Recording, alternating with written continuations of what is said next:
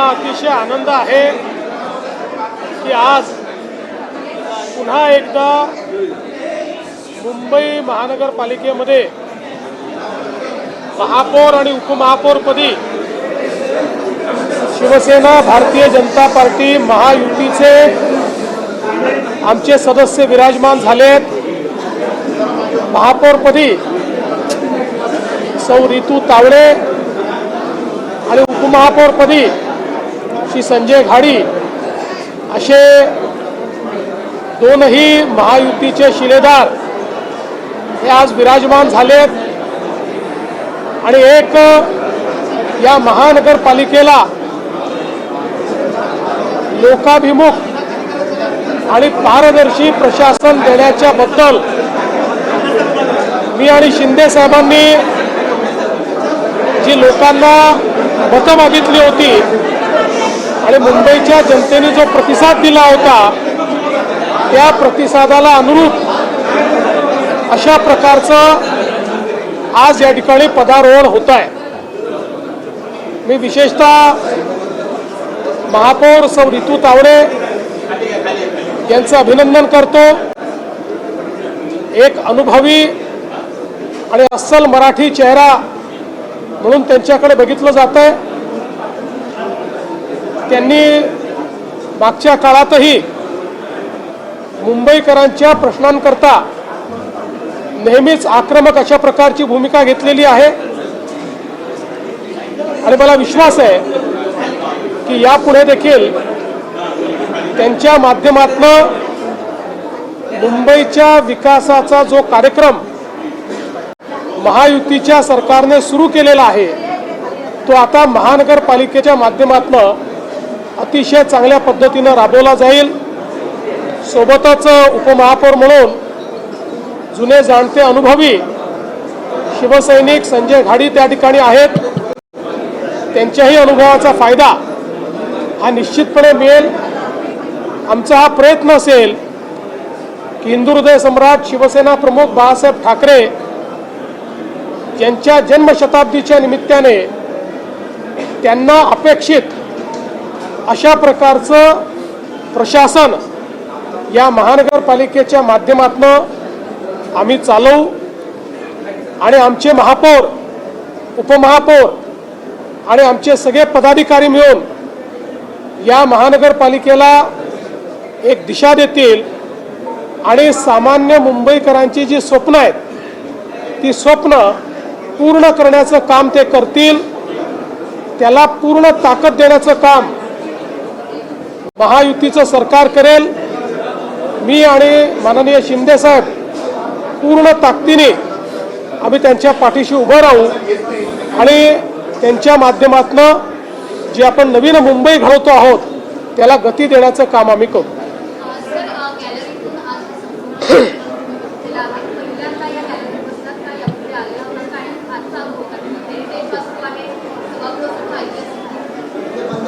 या गॅलरीमध्ये मी पहिल्यांदाच बसलो।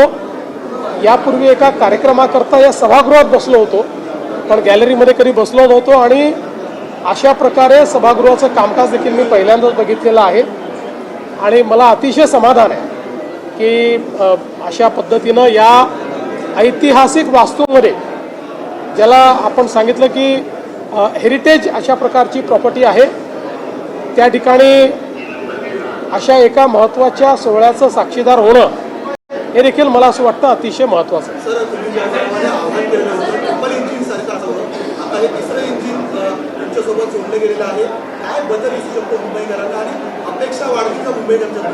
शेवटी पहिली गोष्ट तर आपण सगळ्यांनी लक्षात घेतली पाहिजे की महानगरपालिका ही लोकशाहीचं एक महत्त्वाचं अंग आहे आणि सुप्रीम कोर्टाच्या ऑर्डरमुळे तिथे प्रशासक होते पण प्रशासकाचं राज्य हे लोकशाहीला अपेक्षित नाही आहे।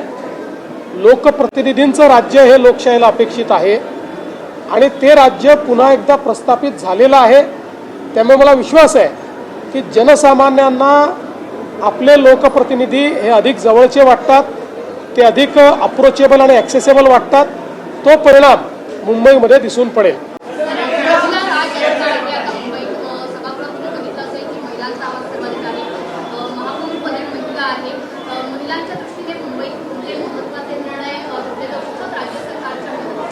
मला असं वाटतं की आता हा सगळा अजेंडा तुम्ही महापौर उपमहापौरांना विचारला पाहिजे. ते बसले आहेत, आता त्यांचं काम त्यांना करायचं आहे. त्यांना जी मदत लागेल ती देण्याचं काम आम्ही करू.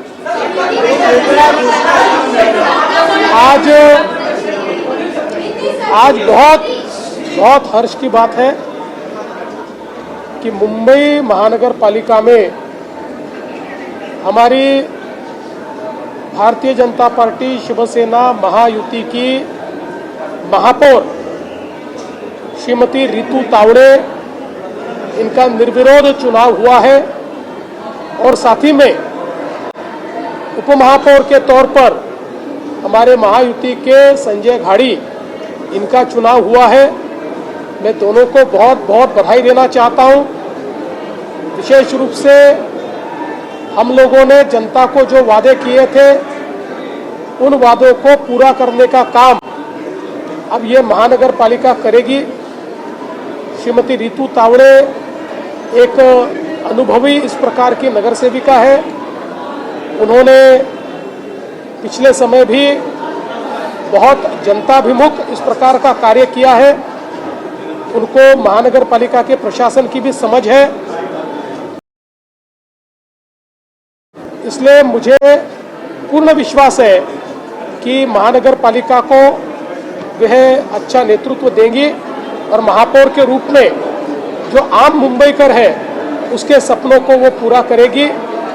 संजय घाड़ी उपमहापौर के रूप में जो चुने गए हैं, एक अनुभवी इस प्रकार के शिवसैनिक है और मेरा विश्वास है कि वे भी पूरी ताकत के साथ इस प्रशासन को चलाने में मदद करेंगे.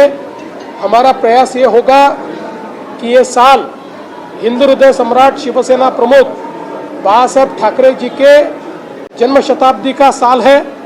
इसलिए उनके सपनों को पूरा करने का प्रयास हमारी महानगर पालिका के माध्यम से होगा और साथ साथ समूचे देश में प्रधानमंत्री मोदी जी ने जिस प्रकार से जन जन के लिए विकास का कार्य किया है, गरीब मध्यम वर्गीय सभी तक जो विकास पहुंचाया है, उसी विकास को आम मुंबईकर तक पहुंचाने का काम हमारी महानगर पालिका करेगी.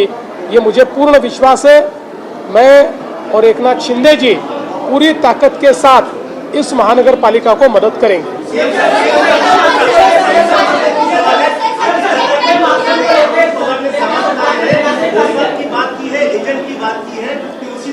देखिए, मैंने रोहित पवार जी का वो जो उन्होंने बात कही वो मैंने देखा नहीं. थोड़ा बहुत उसके बारे में मुझे मालूम है. मुझे ऐसा लगता है कि किसी के भी मन में कोई शंका होगी तो उस शंका का निरसन होना चाहिए. इस दृष्टि से भारत के कानून में जिस प्रकार के जांच एजेंसियां हमारे पास उपलब्ध है और ऐसे मामलों में जिस प्रकार की जांच अपेक्षित है वो सारी जांच शुरू हो चुकी है. मुझे ऐसा लगता है कि इसमें सबसे महत्वपूर्ण होती है जो डीजी सेफ्टी, उनकी जो जांच होती है वो सबसे महत्वपूर्ण होती है. वो भी जांच चल रही है. ब्लैक बॉक्स भी मिला हुआ है. तो मुझे ऐसा लगता है कि हमने इस जांच को समाप्त होने का इंतजार करना चाहिए.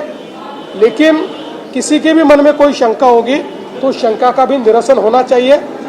मैं तो स्पष्ट रूप से कहना चाहता हूं कि सबसे पहले केंद्र सरकार को मैंने ही चिट्ठी लिखी थी कि इस प्रकार का ये जो एक एक्सीडेंट हुआ है इसकी पूर्ण रूप से जांच होनी चाहिए, क्योंकि आगे में अगर इसमें क्या क्या गलतियां हुई है ये समझ में आएगा तभी हम लोग हमारे आसमान को और हमारे एविएशन को सेफ रख पाएंगे और केवल नेता ही नहीं, आम जनता को भी हम लोग सेफ रख पाएंगे. आज मी सर्वप्रथम मुंबईकरांना मनापासून धन्यवाद देतो. मुंबईकरांनी महायुतीला कौल दिला आणि खऱ्या अर्थाने विकासाला स्वीकारलेला आहे आणि म्हणून महायुतीचे महापौरपदी महायुतीच्या रितुताई तावडे या बिनविरोध आज निवडून आल्यात. मी त्यांचं अभिनंदन करतो.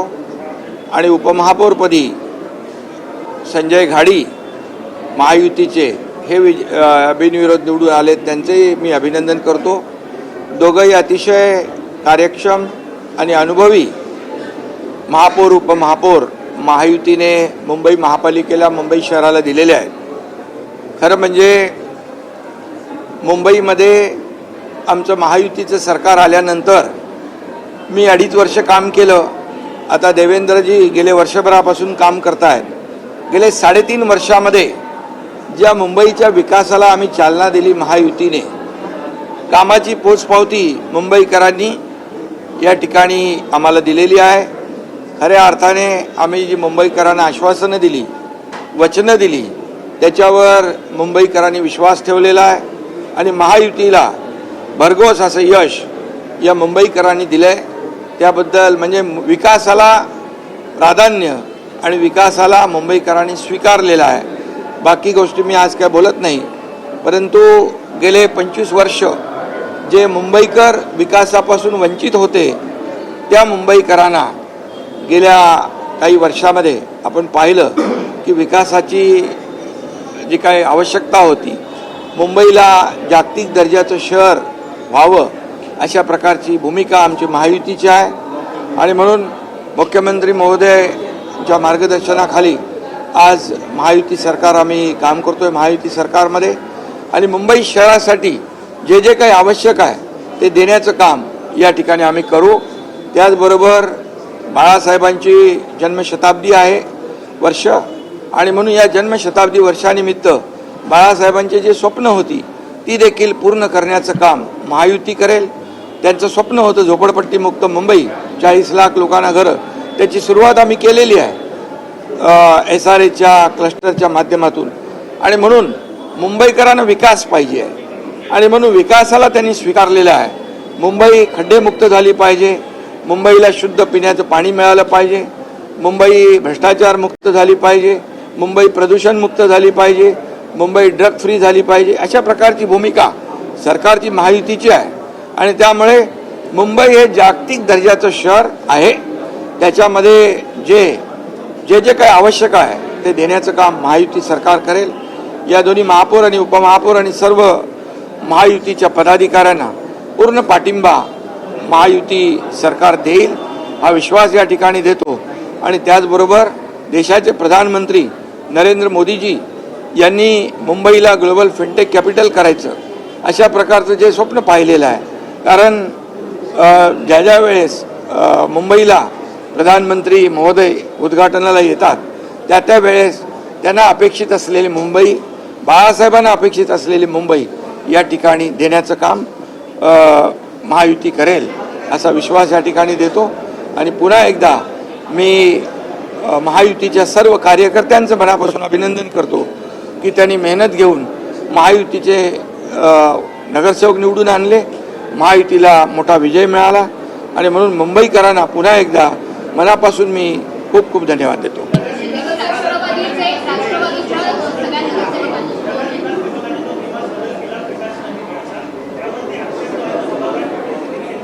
सर्व नियमानुसार केलेलं आहे.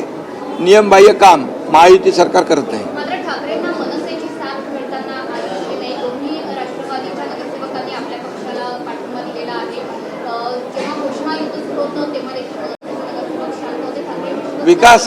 विकासाला पाठिंबा त्यांनी दिलेला आहे आणि त्यांना विश्वास आहे की महायुती सरकार गेले 3.5 वर्षामध्ये जे काम करते आहे आणि त्या कामावर त्यांनी विश्वास दाखवला आहे. त्यांना विकास पाहिजे, ते सोबत येत आहेत.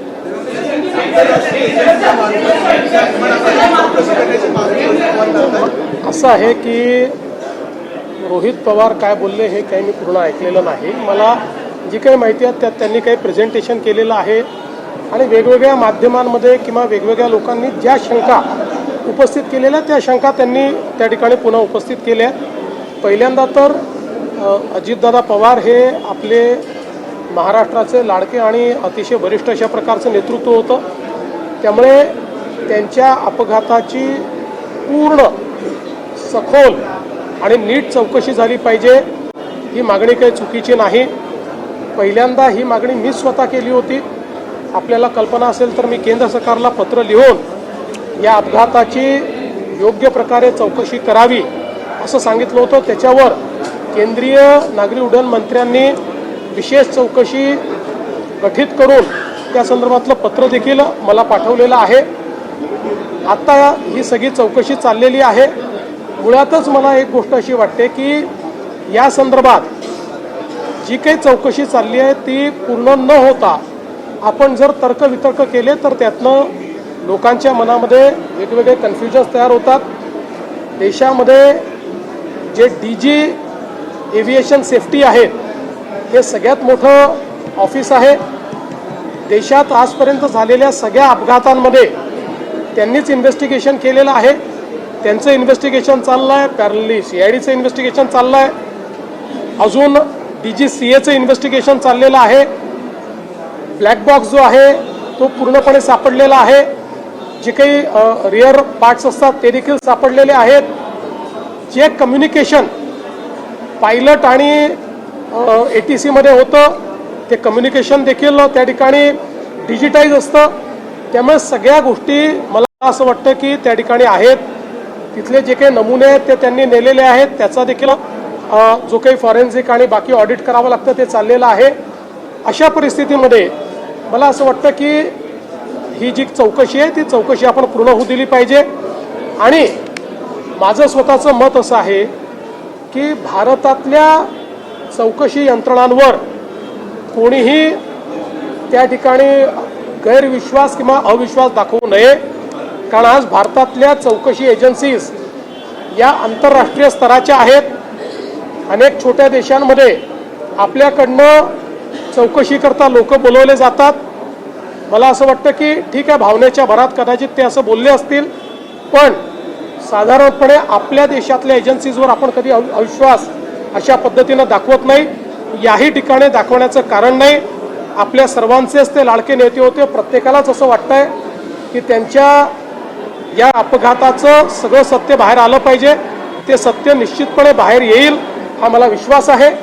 या संदर्भात त्यांचे जर काही मुद्दे असतील तर ते त्यांनी DG सेफ्टीकडे पाठवून दिले पाहिजेत. आणि त्या संदर्भात DG सेफ्टीने त्याही संदर्भातले जे काही शंका असतील त्या शंकांचं निरसन केलं पाहिजे. आणि मला असं वाटतं की एकूणच शंका व्यक्त करणं काही चुकीचं नाही आहे. फक्त कुठल्याही राजकीय हेतूने याचा उपयोग होणार नाही आणि आपण अजितदादांच्या दुर्दैवी मृत्यूचं राजकारण करणार नाही. याबाबत मात्र प्रत्येकाने मी कुठल्या व्यक्तीचं बोलत नाही, प्रत्येकाने याबद्दल जरा लक्ष दिलं पाहिजे.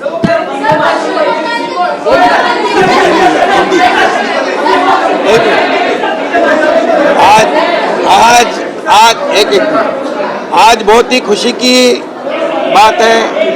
हमारे महायुति के लिए खुशी का दिन है कि आज मुंबई वासियों ने महायुति को आज बहुमत दिया है और महायुति का महापौर और महायुति का उपमहापौर, महायुति के महापौर हमारी रितुबेन तावड़े और महायुति के उपमहापौर संजय घाड़ी, ये दोनों आज निर्विरोध यहाँ पर चुनकर आए हैं. मैं उनका अभिनंदन करता हूँ. मुंबई वासियों को भी बहुत बहुत धन्यवाद देता हूँ कि उन्होंने महायुति पर विश्वास रखा है, विकास को चुना है और विकास को स्वीकारा है. हमारे 3.5 सालों के कामों का उन्होंने इस चुनाव में हमें जीत के रूप में मुंबई वासियों ने महायुति को चुनकर दिया है. इसलिए मैं मुंबई वासियों को धन्यवाद देता हूँ. हिंदू हृदय सम्राट बाला साहेब ठाकरे जी की जन्म शताब्दी वर्ष है और इस वर्ष के औचित्य पर उनके जो सपने हैं, मुंबई को विकसित करना, मुंबई को साफ सुथरे रास्ते देना, मुंबई झोपड़पट्टी मुक्त करना, प्रदूषण मुक्त करना, भ्रष्टाचार मुक्त करना, गड्ढों से मुक्त करना, ये सब काम महायुति करेगी. और हमारे देश के आदरणीय प्रधानमंत्री नरेंद्र मोदी जी का भी सपना है कि मुंबई वर्ल्ड क्लास होनी चाहिए. जागतिक दर्जा मुंबई को प्राप्त है और मुंबई फिनटेक कैपिटल होनी चाहिए. मुंबई पूरे दुनिया के लोग यहाँ आते हैं, उनको वैसी सोई सुविधा मिलनी चाहिए. ये देने का काम ये महापालिका को, ये महापौर पूरे उनके सहयोगी लोगों को, देवेंद्र जी मुख्यमंत्री और मैं खुद, हम महायुति पूरी तरह उनको सपोर्ट करेंगे, विकास को आगे बढ़ाएंगे और मुंबई को और 4 चांद लगाएंगे।